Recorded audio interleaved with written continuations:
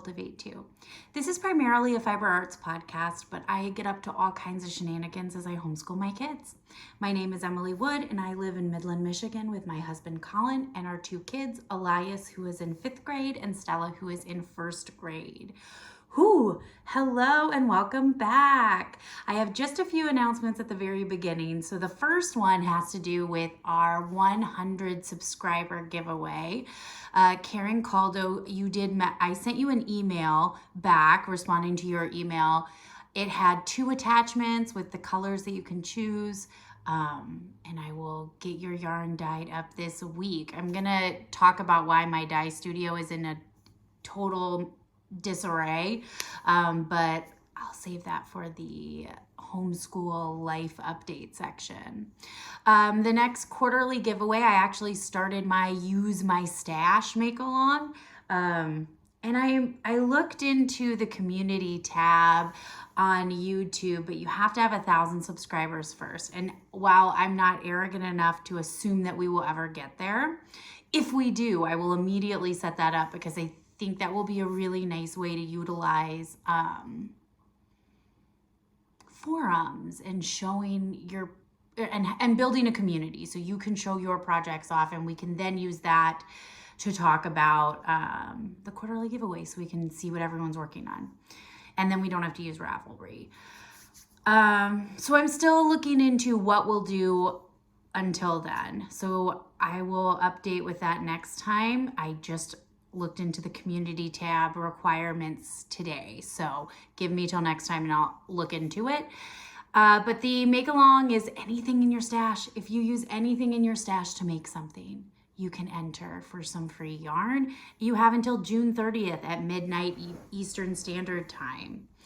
Lastly, I just want to remind you about Patreon. From our next virtual knit night for Patreon is I didn't write it down. I'm sorry. I'll put it up. The first Sunday in June at 7:30 p.m. Again, Eastern Standard Time.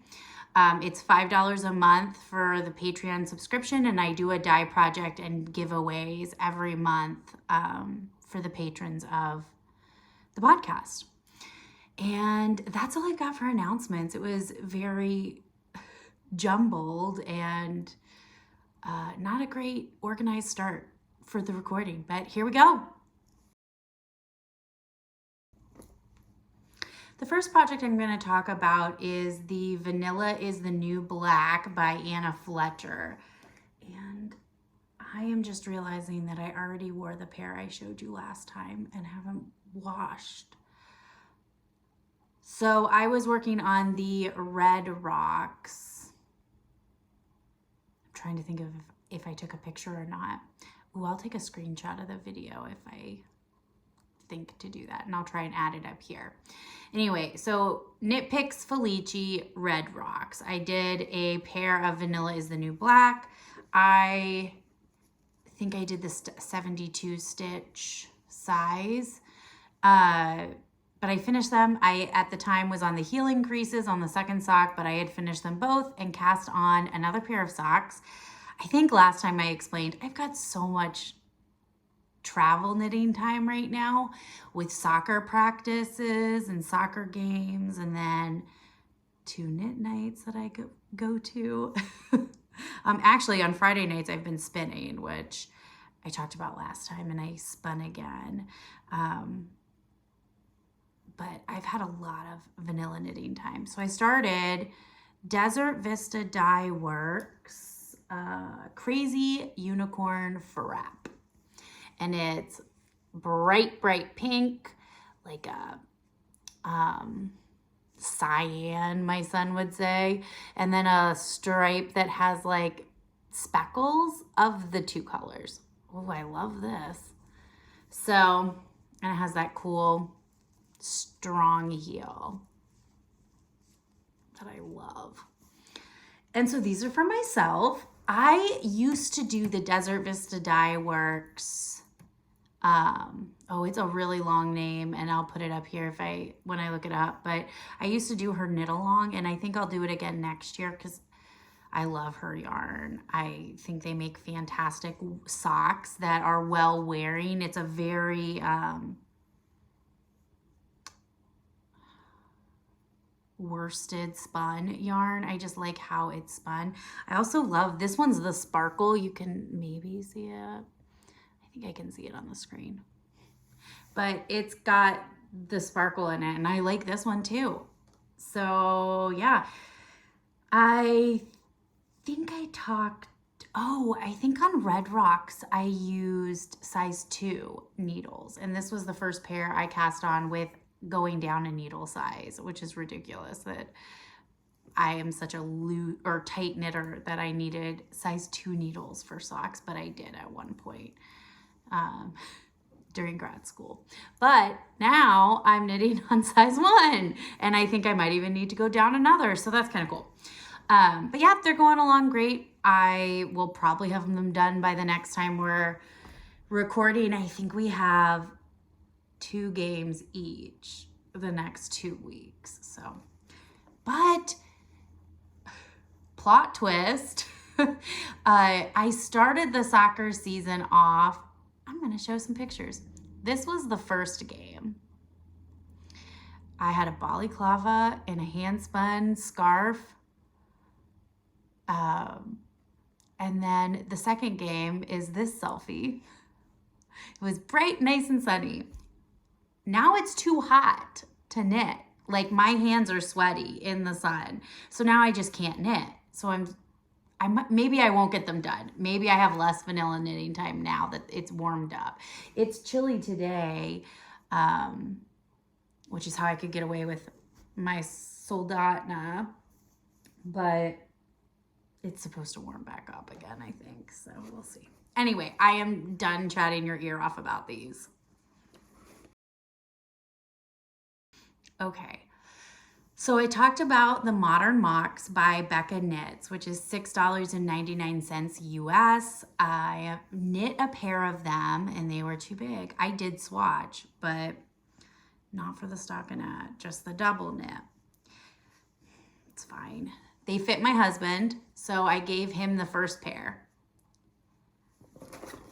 I had 2 colors. Let me take this a step back. I jumped right into the story without enough details. I'm using Knit Picks Simply Wool. It's the bulky weight. Wendy and Wilhelmina is this color. So I knit him a pair, and I didn't weigh the Wilhelmina, but I eyeballed it. Oh, I swear I'm a scientist of some sort. But yeah, so I didn't weigh it, but I swore I'd have enough of this color. Well, then I was like, maybe I don't, but I could just knit all of it and then not do the I-cord bind off until the end and see if I have enough. But I forgot I was going to do that because I also don't take notes. So I forgot I was going to do that, and I did the I-cord bind off for the first one. And sure enough, I ran out of this. But here's the part that's annoying. I had to order more of the Wendy because I ran out of this. I used all the Wendy, but I thought only half the Wilhelmina. And if I had just waited, I would have known. I was just lazy. I didn't want to go get the scale. I have no excuse. But so here we are. I had to make an order for Knit Picks. I had to, right? And I did order a bunch of palette, which I'm going to show off later. But now I have to place a second order to finish this pair of slippers. So I have the first one done completely, except these pieces just need to be attached. I hadn't done them yet. So it'll kind of look like this. But they're so cute. And this lip folds down when you're wearing them. I think they're adorable. These fit better and they hit gauge. But I think they run big. I want to say that the size I knit was a US, I want to say 6 to 7, but that doesn't sound right. It's probably a 7 to 8, which is probably why it's big, because I'm close to a 7. I could have probably done a size down. But I think they're going to be great for around the house, or I like to sit on my front porch at night. The kids like to run around and play, and I like to sit outside in a chair. And sometimes I'll take a pair of socks out for when I'm like sitting in my hammock chair. And so I think these will be nice to take outside. But I am really excited about these. I'm just frustrated that I have to order more yarn. And so I'm on the second sole for the right slipper. So it's on hold, and I took the needles for this and I'm using them for another sweater. So I guess I can't be working on them both at the same time anyway. But that's about it for that. So I will order more and update later. Okay, so next I am working on the Epernay by Thea Coleman, which is $8 US, and I am knitting this as a shop sample for Stranded Yarn and Coffee here in Midland. And that's where both of my knit nights, the one I go to Wednesday and then on Friday, they're both there. Anyway, so I left off, let me see where I left off. I was waiting on yarn. So she didn't have enough in stock for the sweater, which calls for 7 skeins of Plymouth Homestead tweed. What was this color? I will look it up and put it up there. So then it finally came in, and she just handed me the whole die lot and said, tell me, what you use. And I think they come in packs of 10. But anyway, so I got the yarn and started. So I had started on the ribbing, but was probably about halfway done. Yeah, there's really not much to see yet. There's a little bit of cabling, but I'm on row 4 after the ribbing. So you just can't see anything yet. But it's a big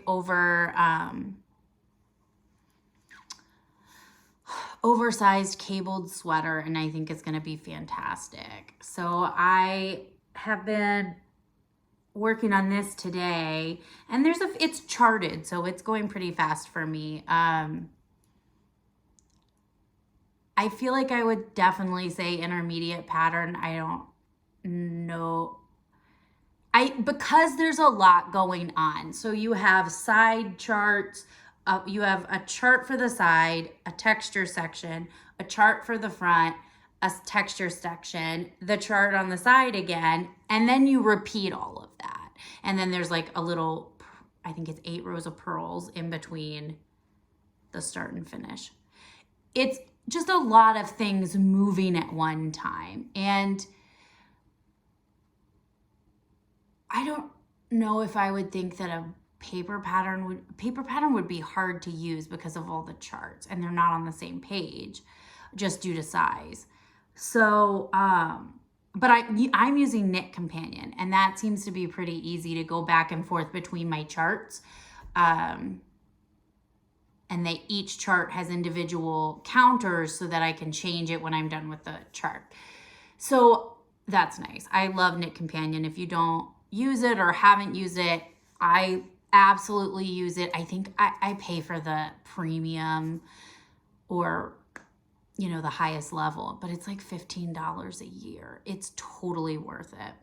But yeah, so I started that, and I'm really excited. I think I'll get a good bit of this done. This is my like TV knitting or couch knitting, like when I watch podcasts in the morning with my coffee, or when I'm doing school with the kids that I don't really need to pay attention to.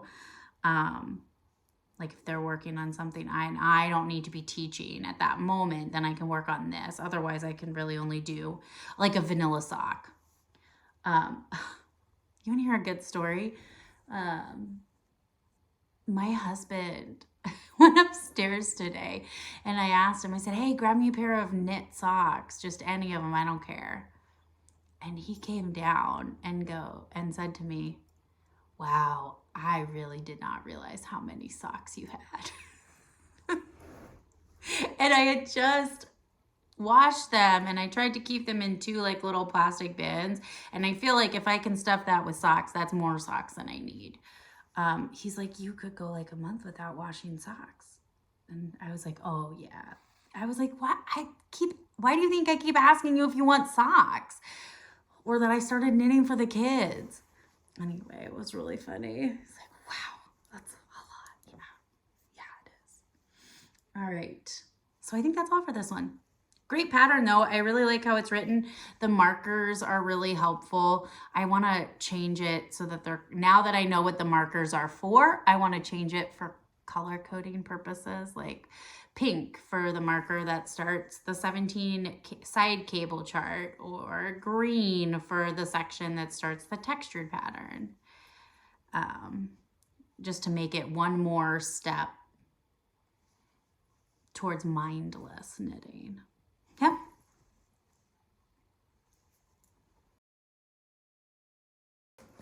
Okay, so the last thing I'm working on, and I'm gonna butcher this name, is Tanrenga by Svetlana Volkova. And this is my entry. I'm not gonna treat myself. I treat myself plenty. Into the Use Your Stash. I have a ton of Knit Picks a Luxe in multiple colors. This is the Whirlpool, and it's fingering weight, 66% baby alpaca, 34% lurex. And I knit, I'll show you a picture. Oh, I already showed you. I don't remember why I talked about this other sweater. I think I showed that sweater. But I knit the Caitlin Hunter's.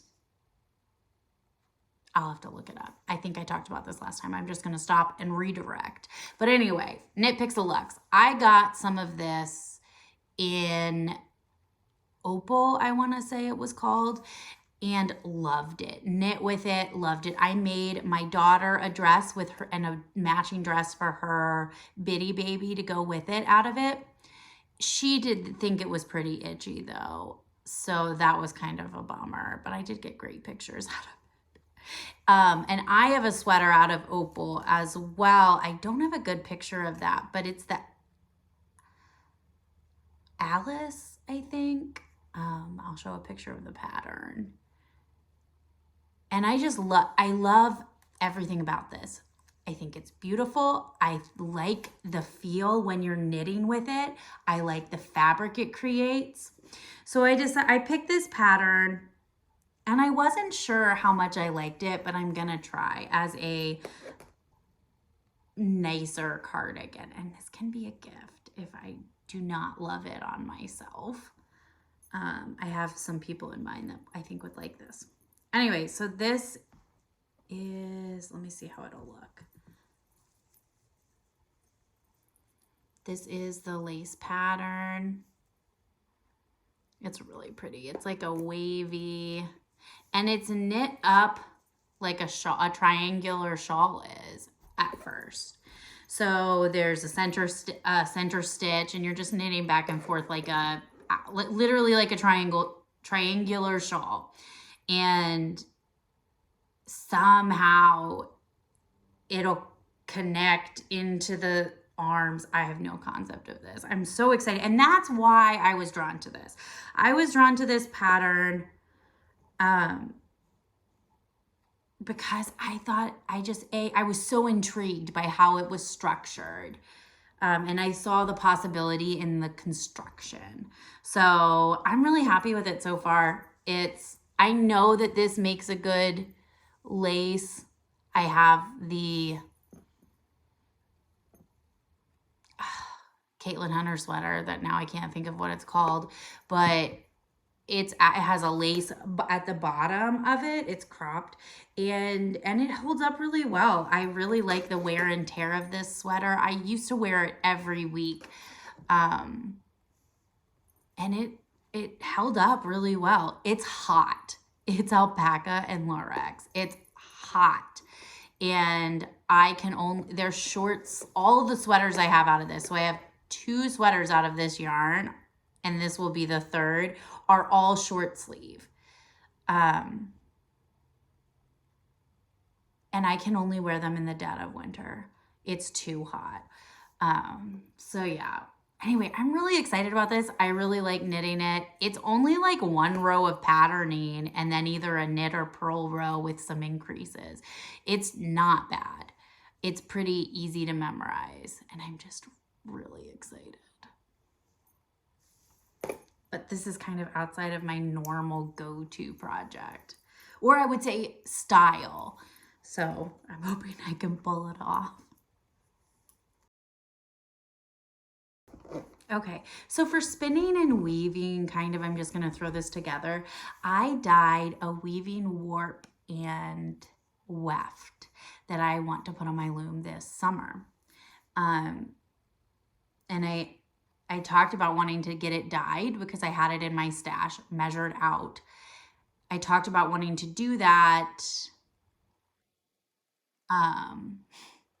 in the first episode, and I finally got around to trying out how to do it. I ran into hiccups, and I talked about that over in the Patreon group. But I am really excited to get that up on my loom. The problem is my loom is in my sunroom, which is gorgeous. It just needs to be painted, and the painting is taking a really long time because it's wood paneling and all the windows are wood and wood frames. So I am painting very small, intricate things. And I have legitimate OCD. So when I say that it is slow going because of how obsessive to detail it is, that is to a debilitating fault, right? I'm not exaggerating. It's taking a while. And so now that my husband's done teaching for the summer, we've been working on projects in the morning, like first thing after coffee, and getting house stuff done. But we had a tree in the backyard. And what else have we had to do? We have garden beds that need to be taken out, and we want to kind of get those done before the dead heat of summer. The sunroom's in the shade, so it doesn't usually get too hot to work in there when you put a fan and open all the windows. So until that gets finished, I don't think I'm going to get that on the loom. But I'm excited and I'm motivated. Also, I wanted to point out 2 things that have really been motivating me weaving-wise. 2, I guess I didn't get into. Rachel from Woolen Spinning just started Welford Weaves on her channel. And I think she always had a loom and was weaving, but in the early days of watching Woolen Spinning, I started watching that in like 2017. It was more spinning. And so she's been doing a lot more weaving in the past, year. And that has been very motivating to me. Another thing is I just shipped off a baby wrap. Let me put a picture up here. I had 2 hand-dyed skeins of yarn and a baby wrap that I wove. One of my favorite wraps, actually. And this is reminding me that I need to send Angie a message about the size of it or any information that I did not include on. I just put it in a bag and shipped it. So, but I was pulling out my hand wovens and like feeling the fabric. Oh, I should have brought some of the fabric over. And it was just motivating me to get some projects on the loom. And I really want to do dish towels. Because really the things I've done in the past are bolts of fabric. So I usually weave the whole width of my loom and either would do a wrap, which is what I was weaving in, back when I had my loom set up and accessible, or bolts of fabric, so full width so that I could sew with it. But now I really want to get into doing some dish towels and some stuff like that. and see what I could do. Also, she was doing some coasters. The other one, though, I got way off track on this. The other one that's new is Sweet Georgia added Low Meets Loom. And it's very similar. It's a section where they talk about their weaving. And they're friends in real life. They talked about this. They each talked about how the other person was kind of going through the journey with them. But those have really been inspiring me lately. Actually, if you guys have great weaving channels, I'd love to hear your recommendations, because I don't have a lot of weaving on my, I think I've got a ton of knitting and a few spinning, people who spin frequently, but not a lot of weaving. Yeah. Anyway, and then spinning, I'm just chugging along on the Upstream Alpacas Pinot Noir. I thought, oh, here it is. It's 100% baby alpaca. They are Upstream Alpacas on Etsy. This is their logo. It's cute. And I'm spinning it in double drive on my matchless. It is not going to be anywhere close to neat or even. It'll be fine consistency wise, because I'm going to do a 3-ply and it's not all over the place. But I don't remember anything I was doing because I waited 2 weeks in between touching my wheel again. And the same is going to go with that electric wheel, but I always do the same thing on my e-wheel, so I don't feel like that's as much of an issue. Whereas on my wheel, I like to try out new techniques and things, and so I need to take notes, is the moral of the story. But I'm chugging along, and when I have a finished project, I will show you. But other than that, that's all I've got in the spinning and weaving section. Just a quick update. Okay, so now I'm going to talk about purchases. I bought this box of Knit Picks palette. They are 50 gram, 2-ply. I mean, they are fantastic for color work. I think it's supposed to aim to be like a Jameson and Smith alternative, and it's a great price, and I bought a ton of these colors. I'm going to just show you them real quick because the labels are really easy to find. So I got one just bare, and then I got, this is Conch, Caribbean, Navy. Are you noticing a color scheme? J, Fairy Tale. Oh, I love that. Alfalfa, Marine Heather. You can kind of see that heathered. Blossom Heather, same thing. Mai Tai Heather. Cosmopolitan. Clarity, this might be hard to tell, but it's like a pale blue. All of these like go together with these. So what do I have? Peony, Victorian, Tea Rose, Ice Lily. Only a few more, guys. Blush, Eggplant, Lipstick, and Sagebrush, and Shoal. I love these together. So that's a lot of palette. I wanted to have a good base. I have a pattern design that I want to work on. Just a pattern I liked that I saw and really wanted on some kind of knitwear. So, and then I just got some to play with and really just got some colors. I have a ton of color work socks that I want to do. And I bought a pair of flexi flips, and I'm just realizing that I'm now sizing down my sock needles. So now I'll need to buy a second pair. I didn't even like get around to using them while my gauge was tight. But So I will use all of this, but I am really, really excited to do some color work with it. And the last purchase I made is not anything crazy. It's just 24/7 Lion Brand 24/7 cotton. With my sensory processing disorder, I can't touch cotton. I hate cotton.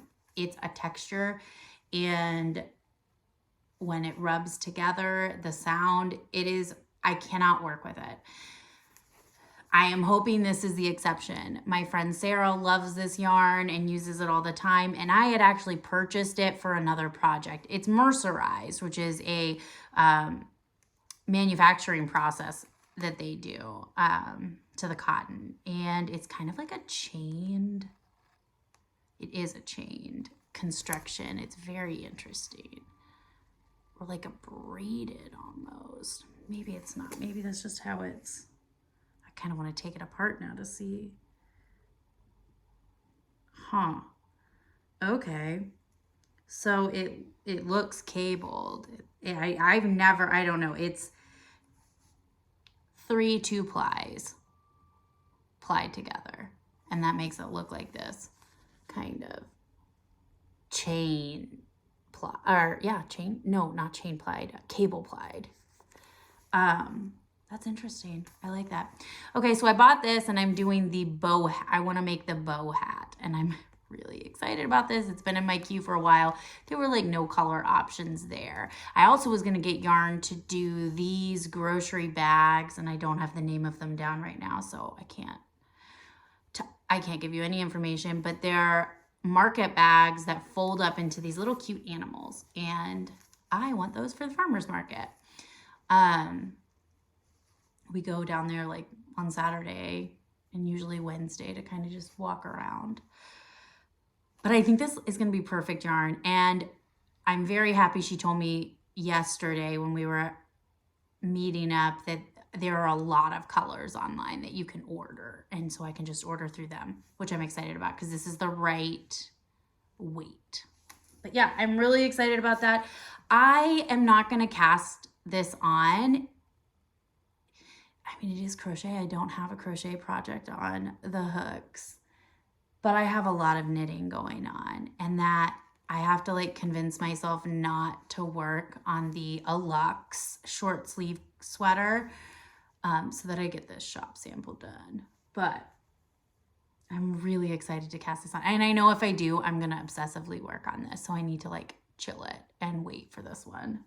And if I just put it somewhere that I can't see it, I'm going to forget about it completely. So that's the plan. Out of sight, out of mind.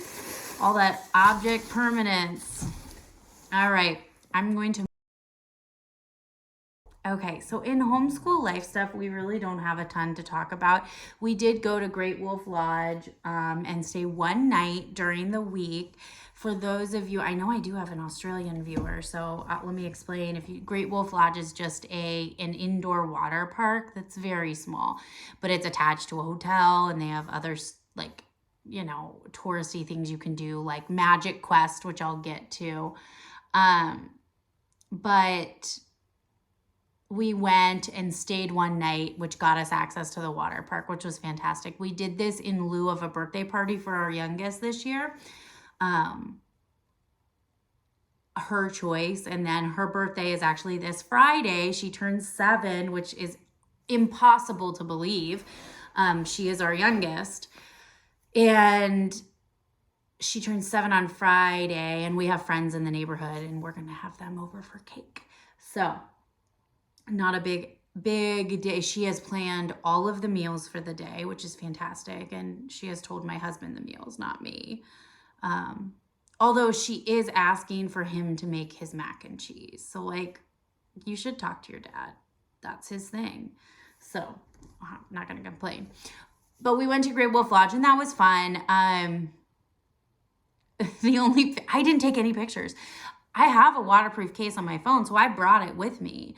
But I didn't take any pictures except I did. Okay, so we hit a new point in parenting. We have our oldest is 11, and he was old enough to ride everything, and he is a very strong swimmer. He completed most of the levels for the Red Cross swimming training when we were in Columbus. So he's a very strong swimmer, and the place is packed with lifeguards. So he was able to go off and do stuff on his own. And I got to sit with a book and a beer all by myself. It was amazing. So that was nice. But yeah, I did not take pictures at all. I took one video of the Magic Quest activity, which my kids got into, but you walk through the hallways and find different things, and you hold your wand up to it and it completes different quests. And it was fun.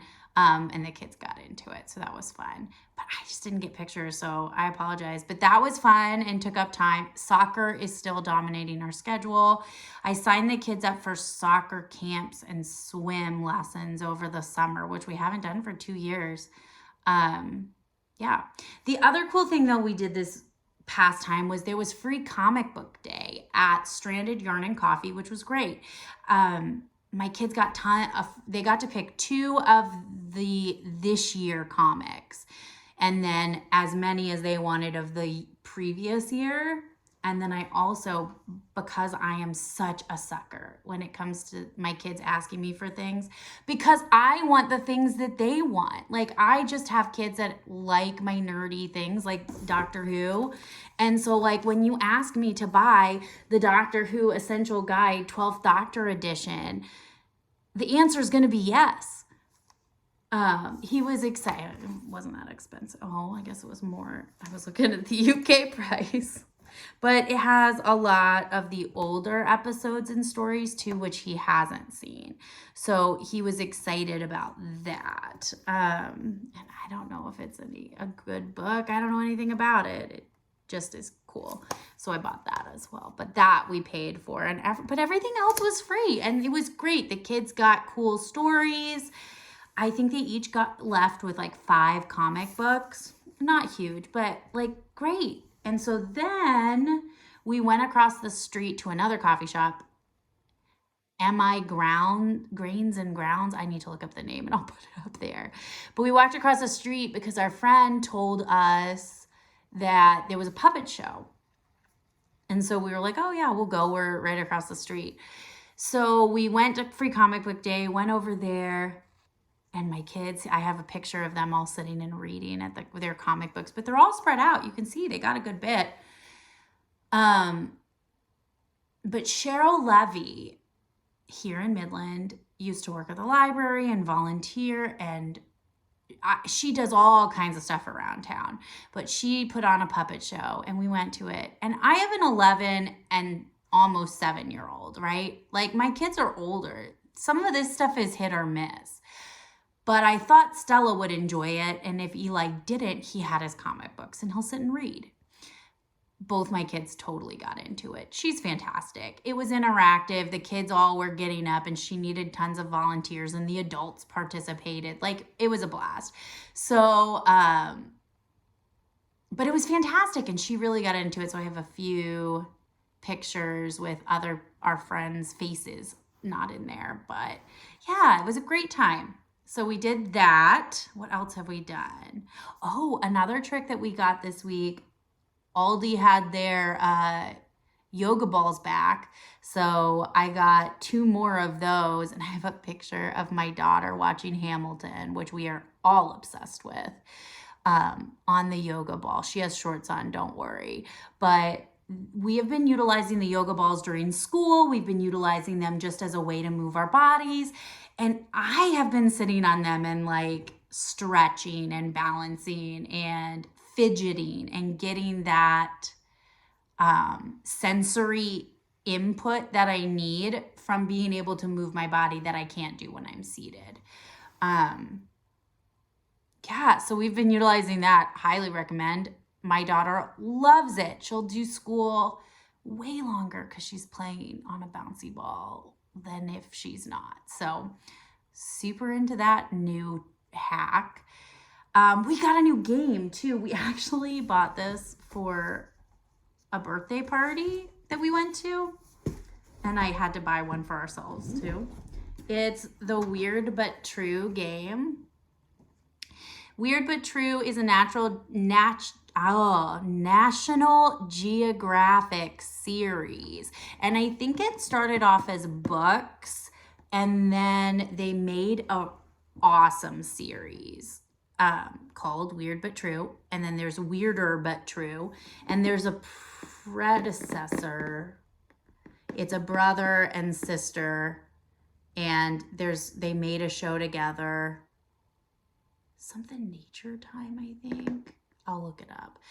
But they had made a show before together too. And they're all on Disney Plus if you have it. My kids and I love Weird But True. We've watched absolutely every single one of them. And I think my son has checked out a few of the books. We finally played this game though.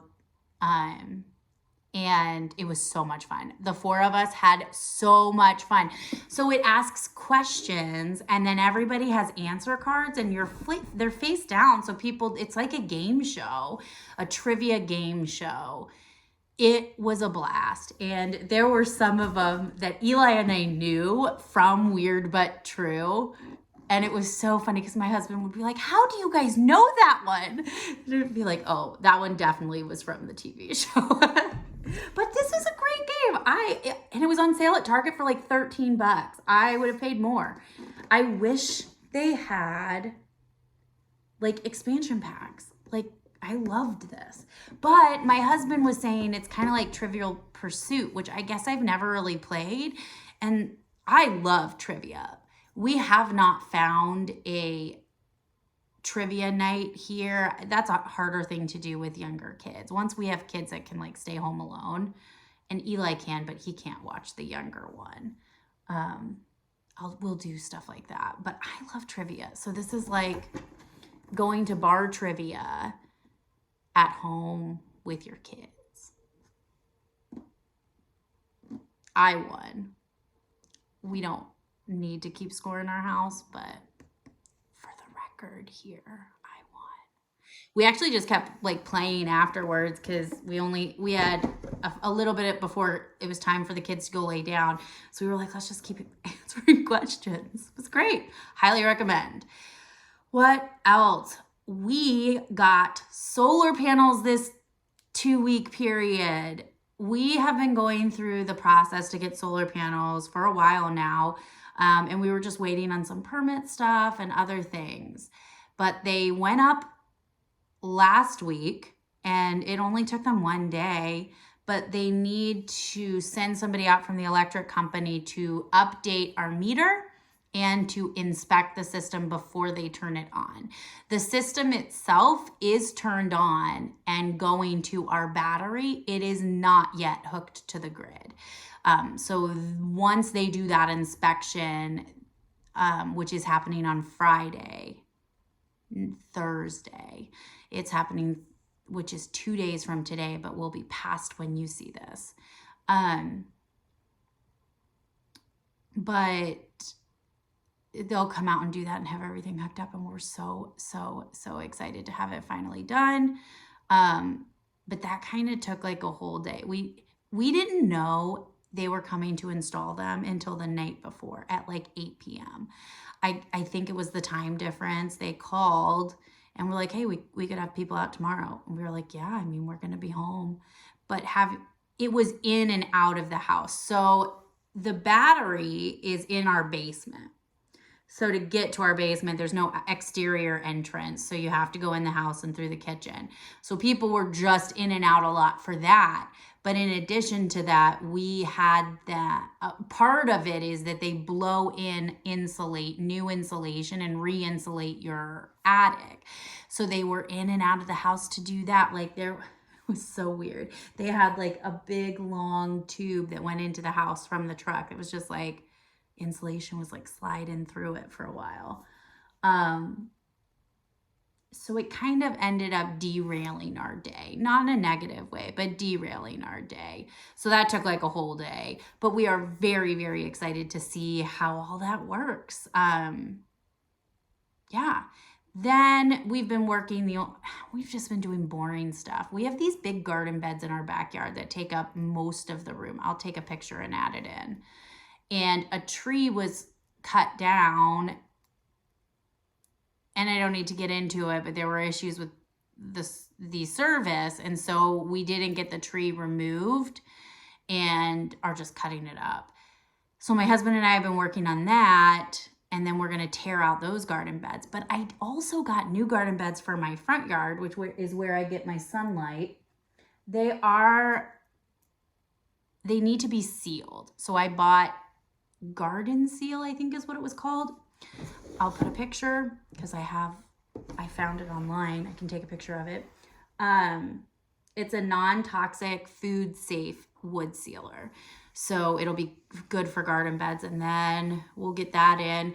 I've come to terms with the fact that most of my seeds were a dud.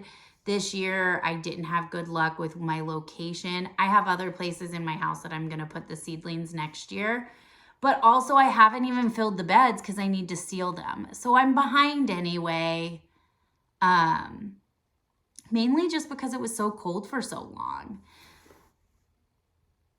And I've just come to terms with this year, you're not doing a lot of gardening, but we are doing a lot of landscape stuff, like removing the stone garden beds out back. And we have a few invasive species that are coming from this wooded area behind our house. And ivy, there's a white flower that I have been told was invasive.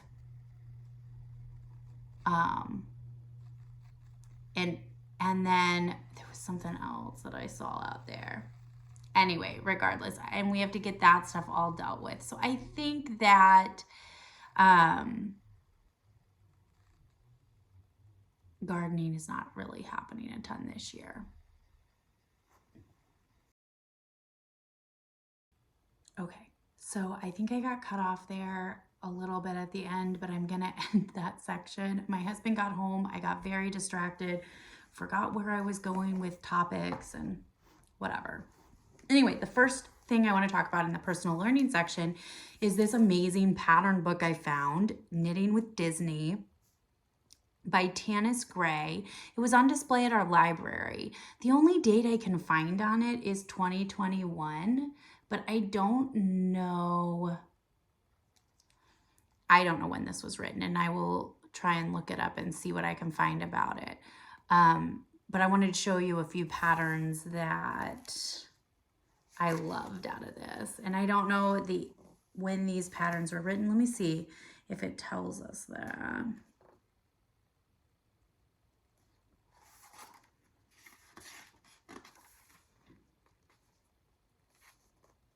No. One thing I do like, though, is if it has a movie that it's about, it includes the year the movie was made. So this is the Magic Carpet Throw Blanket. And it says when Aladdin, the movie it was based off of, was written or came out, 1992. So I like that. That was one of the patterns, the Magic Carpet Blanket. I'm totally making that. Oh my gosh. The Moana shawl. And look how she's wearing it in this picture. It's so good. Let's see. I should have done bookmarks on this. I'm sorry. There were only a few I was really in love with. I love the Beauty and Beast pullover.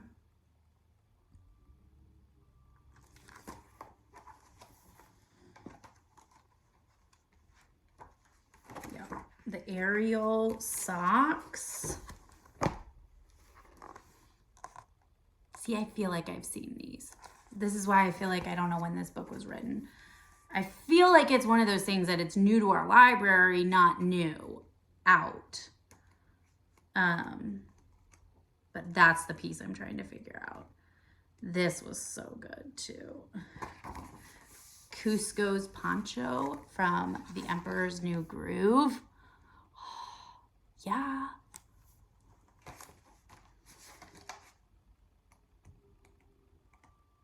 Okay, this one's funny. This is the last one I have to show you. It's Pascal from Rapunzel. Little green lizard. Stella wants it for some pretend play. But when I showed it to her before I turned the page, she said, is there any way we could make it pink?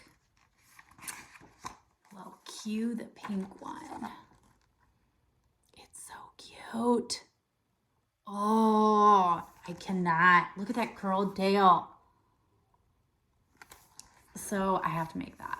But I really like this book. There were multiple patterns that I would knit out of it. And it would have, let's see what the price would have been. It says $29.99 US, and I probably found 5 patterns that I wanted to make out of it. So I think that's a great deal. Okay, so the next thing I'm going to talk about is Wild and Free is the homeschool book I've been reading, but I have been reading it and processing it very slowly. And that's okay. I feel like it's kind of heavy for me. It's stuff I feel like I'm working through. So as it brings points up, I feel like there are other, thought experiments that I'm having with myself about it. So I had to return it. I put it back on hold, and I'll get back to it once it's a very easy to jump into. So I'll finish it. I just will get around to it. But in the meantime, the nonfiction book I'm reading is Breaking Free of Child Anxiety and OCD, a scientifically proven program for parents by Eli R. Lebowitz. And this was just on display at our library, and I thought that it would have some good coping mechanisms and things that we could utilize with our son. So far, it's fantastic. I've only read 14 pages of it. But so far, it's, the first chapter, as always, is understanding anxiety in children and what is anxiety. So it's right now talking about a lot of stuff I know. However, they talk about, what is it called? The 4 domains. The 4 domains are your body, thoughts, behaviors, and feelings. And so when you're looking at anxiety, you're looking at how many and which domains are being affected. And so I'm kind of in the part where they're just describing that. And I've only read the body section of it. But I, who do have anxiety, very much resonated with the fight or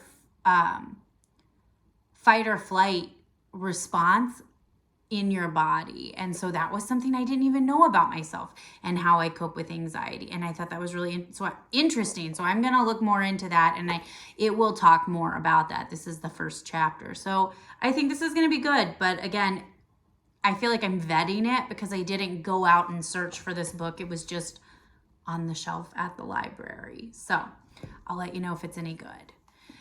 Lastly, I'm reading The Book of Magic by Alice Hoffman.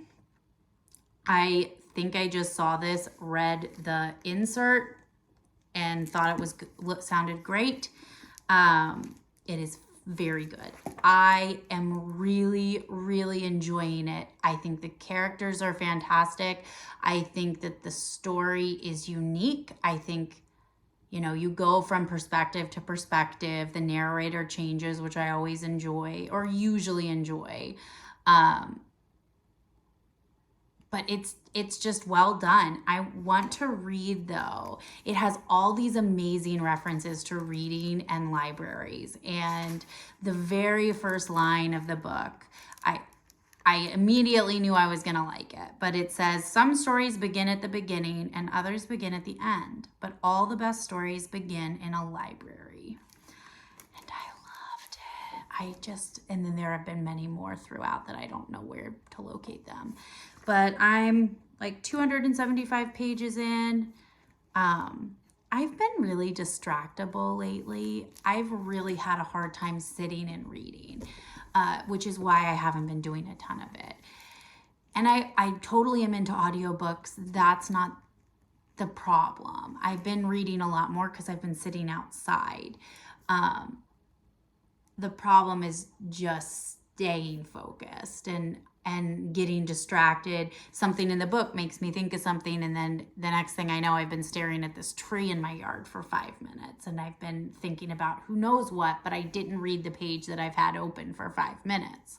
That kind of distractibility that is just natural. And I think that's one of the things about ADHD that people are usually surprised about when I tell them. So anxiety doesn't, different situations make me more anxious, but anxiety is pretty steady. Like anxiety I have all the time. Like it is always present, always there.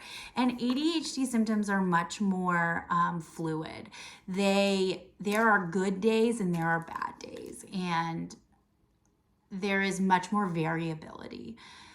And so I just have been much more distractible lately and have had a harder time focusing, which just means I get other stuff done or more projects, or I just, whatever.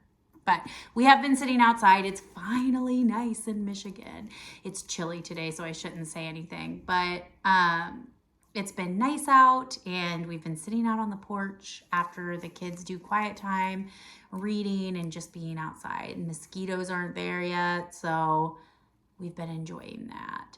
But other than that, I don't think I have anything for you. I think I've got everything. We just feel like these past few weeks have been busy, and I always feel that way in May. Like spring's coming, the next season is coming, and it always feels like you've got something to finish or loose ends to tie up. And it's funny that we feel that way even though we're not in public school. But it does. It feels like a natural transition. Yeah, but I will see you guys next time. Bye.